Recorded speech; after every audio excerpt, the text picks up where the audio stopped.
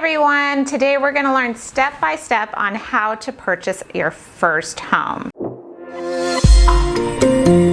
Welcome to my channel, and I'm Natalie ALCHADEFF. I love teaching about real estate and real estate investing and making it accessible for everybody. So if that sounds like your jam, please subscribe on the link below. And let's get into it. Step one, this is not glamorous at all. It's start saving money. I know it doesn't sound great and you probably want to buy something with 0% down, but start saving money is the key, because even if you do get a VA loan or a USDA loan, once you get into the house, you'll want to upgrade some things, paint, buy furniture. So you're gonna need to start saving money. Once I had a clear focus goal about buying a house for the first time and buying an investment property for the first time, I actually was able to start saving money. Before that, I just spent my money. The money would come in, the money would go out. I didn't have a budget or anything like that, but I knew I wanted to buy a property and I knew I had to start saving money. So what I did, because I like to spend money and who doesn't, I would buy silver coins.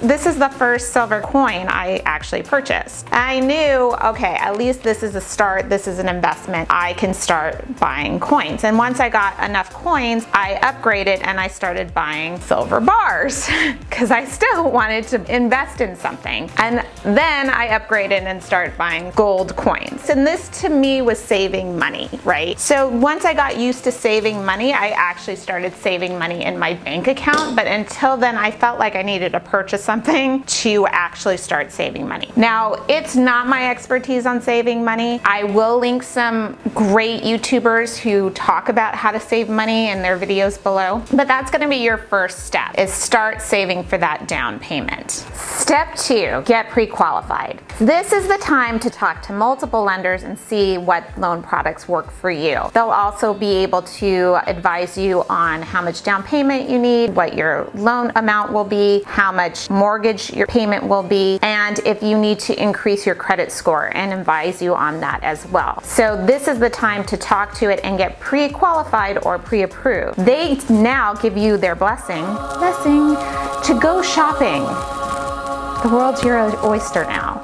So now is the time to do the research. Go online, go on your Zillows, your Redfins, and look and see what you qualify for and in your price range. And do your research and look for a realtor. A good place to start looking for a realtor is with friends and family. They might be able to recommend someone that they really like. So talk to a realtor at this point. Now, what's great about your realtor is they're going to be able to focus you and narrow down your search into what makes the most sense for you and your family. Step 5, go see homes. Go see a lot of homes with your realtor. I recommend seeing 30 homes or more, or a little bit less, but it takes about 30 homes to actually know what the market is like and what you can afford in your price range. I don't know about HGTV where they say here's 3 homes and you pick one. That is not reality. Reality is you're going to be seeing a lot of homes and you need to get your eyes into the house. I know during COVID-19, most people are looking online and doing virtual tours. Once you get really serious, you need to be inside that house and see what the closet space looks like, the lighting of the place, the size of the rooms. All that can be manipulated with cameras. We all know this. The cameras can make it look bigger, make it look smaller, make it look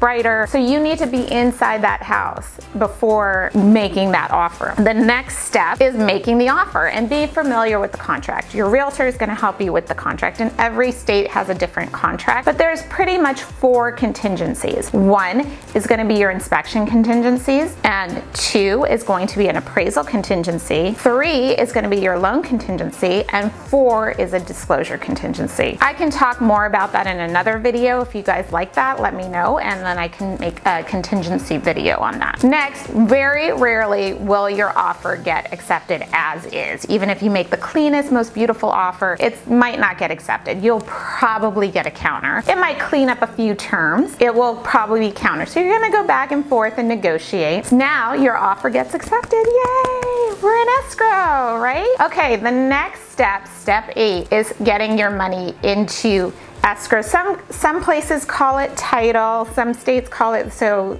I'm in an escrow state, which is California. Some states are title states and some states have attorney states. It all means escrow. You're gonna put your earnest money deposit, your good faith deposit, into the escrow account. Number 9, home inspections. This is very important. I'll do a video for you guys on home inspections, but you're gonna want to do your due diligence. This is one of the contingencies I talked about. So you're gonna wanna know everything that's wrong with the house before actually signing the loan for this house and taking on that mortgage.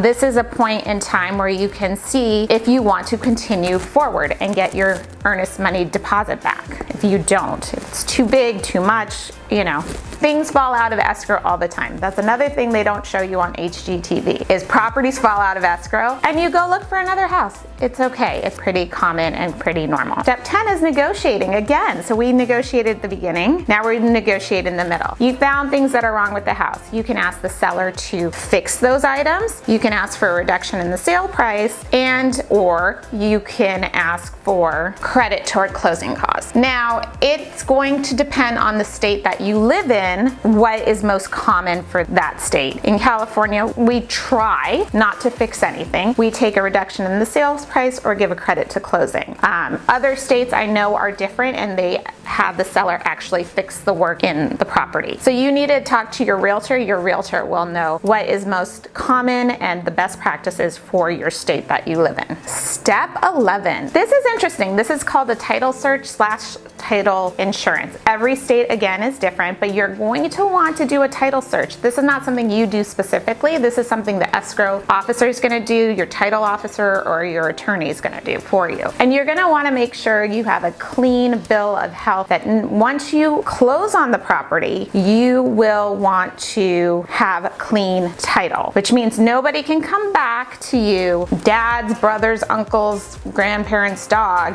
I own the property, I'm sorry, you need to leave. Title insurance ensures that nobody else owns the property other than you, and of course the bank. So what is common and what your mortgage broker is going to require is title insurance. This is something the buyer pays for. But another thing, if your state doesn't necessarily get, I personally would recommend owner's title insurance. It's another level of comfort that you actually own the property. Some states don't require it. Here in California, you can't close on a house without owner's title policy. Okay, the next step is the appraisal. This is something you pay for and an appraiser goes out. This is one of your contingencies. So if it doesn't appraise at value, you should be able to get out of the contract or again negotiate the property down to the appraised purchase price or somewhere in between. Step 13, paperwork, paperwork, paperwork, and more paperwork. Yes, you will have a lot of paperwork from your realtor, from the escrow officer or attorney, and your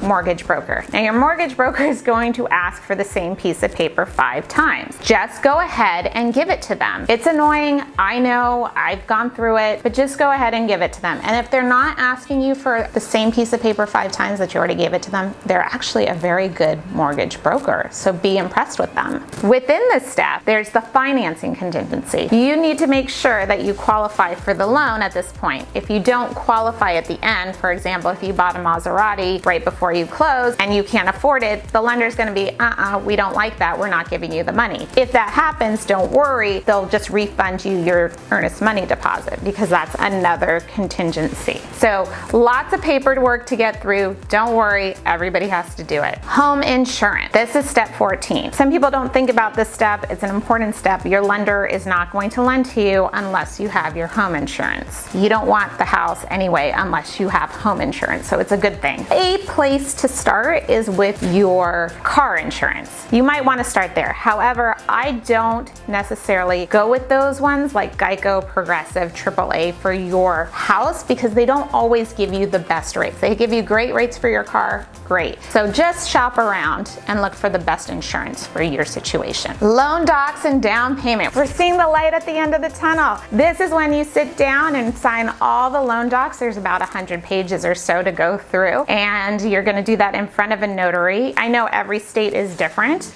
but that you are going to sign your life away, basically, that you got this house. Plus, you're going to put in the rest of your down payment into your escrow account. 16, we're almost there. The final walkthrough. This is the point where you get to go to the house the last time and make sure that the seller actually fixed all those things that you agreed on before. I kind of say it's to make sure the house is still standing before you get the keys. Step 17. Yay! We did it! You got the keys to the house. We recorded. Time to celebrate. We have champagne and a saber. This is my favorite way to open champagne bottles, and you get to celebrate with the keys. I know it's a long process. It's very laborsome, but it's worth it. I've done it many times. I assure you it's worth it every step of the way. So stick with it. You get to enjoy the fruits of your labor at the end. In our next video, we're going to talk about the step-by-step process of getting a mortgage. So please hit the notification button below so you know when it's arrived, and I will see you in the next video.